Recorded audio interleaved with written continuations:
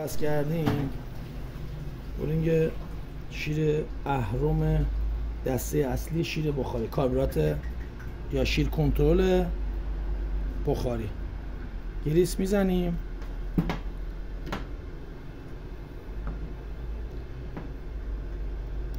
از این زاویه یه خورده حالت چرخشی میزنیم میز جا.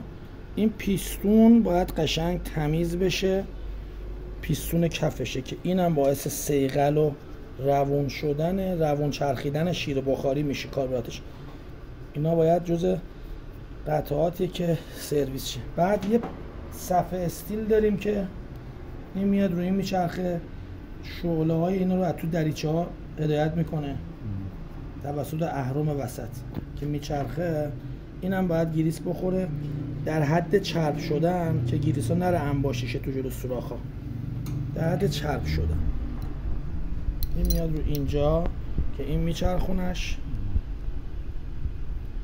بعدن حالا ببین ما یه شیر بخاری اینجوری داشتیم، زاویه‌مون اینجوری بود، اگه اشتباه نکنم اینجوری بود. این به این صورت بود، سرشلنگیش هم از سمت راست بود. پس ما باید اینو اینجوری مونتاژ کنیم. آره دیگه، اینجوری باید مونتاژ کنیم، اینجوری که بریم سر اتصالات بشیم. درسته؟ درسته اینجوری. خب حالا برای اینکه ما زاویه رو اشتباه ندیم، اینجا هم یه ذره گریس میزنیم، یه ذره اورینگا رو گریس میزنیم. اینجا هم باید تمیز میکردیم. درسته؟ حالا تا اونا رو اورینگاش عوض کنه من این مونتاژ میکنم. این سه تا که اینجوریه بعد بیفته فکر کنم این سه تا. نه درسته. این زاویه من اینجا، این تو این زاویه فرق نمیکنه. فرق اینجا میتونه ببندی، اینجا چهار جهته میتونی ببندی. تو چهار جهت میتونی ببندی. یه ذره گریس میزنم که واشر کوچیکه روی این قسمته، یه ذره گریس میزنم اینجا کف اینجا، واشر بزرگی رو این قسمت. فنر، یه فنر وسط داریم، اینه میذاریم اینجا، بعد اینو میاریم میبندیم به این صورت یواش، مثل پمپ آبگردخونه 3115 هست اینجوری دیافراگم میگیم نقلته، اینجوری نگه میداریم. پیچاتو آماده کن با آچار تی سبزه که زیر دسته. خب یه دونه پیچو ببند. البته من اینو با گیره راحت تر میشه چیز کرد، اما که یه نفری دو نفر دیگه اجیر نشه. برو. خب حالا این 4 تا پیچ دیگه خودت ببند. تا بعد اینو بهش بدم.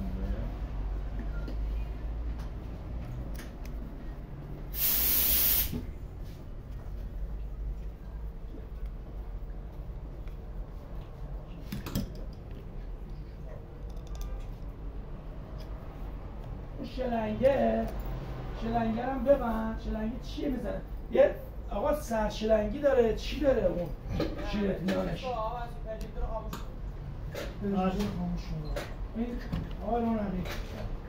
این آقا اینو صفر کردی درسته؟ میان رو وسایل یه فنر میخوره، یه دونه خاره، یه خار نه، یه واشر میخوره که با دست باید جمعش کنیم تو انتها اینجوری. یه شیار، آخرین شیار میشه مال خار. این خار رو میزنیم جا،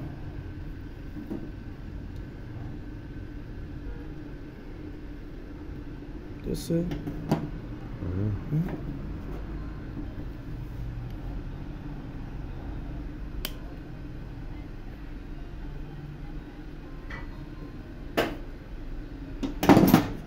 هم برده است، اون نمیشه.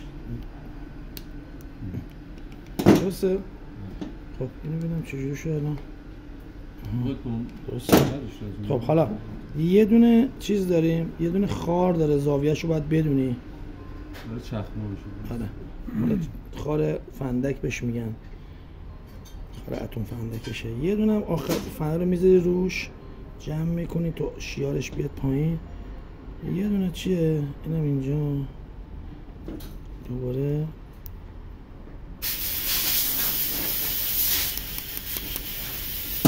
اینم که ولومت.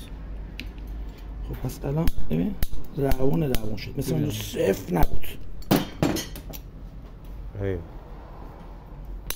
آره دیگه درست شد. قشنگ داره تو جاش اینجا فرا میزنه. این چی شد؟ به این کلن مجموعه واسه چیزه؟ مشعله؟ کوره. چی؟ کوره. این مجموعه کورشه. تو سر در میاری این که این چیه؟ این ورودیه؟ این گازه که میره وارد کوره میشه. این ورودیه. این چیه؟ اینم برای گاز شمکه. گاز شمک. پس این سمت راستیه میشه گاز شمک، این میشه گاز مشعل اصلی. مشعل اصلی. این این چیه؟ این سنسور شمکش، ترموستاتش. سنسور شمکش. این خبر میده که یه شعله هستش. تشکیل شده. این پایینی هم جرق بزنه. این هم که جرق بزنه. پایینی جرق بزنه. این چیزه، اونم شمکه. این ترموکوبله، ترموستاته. ترموستات.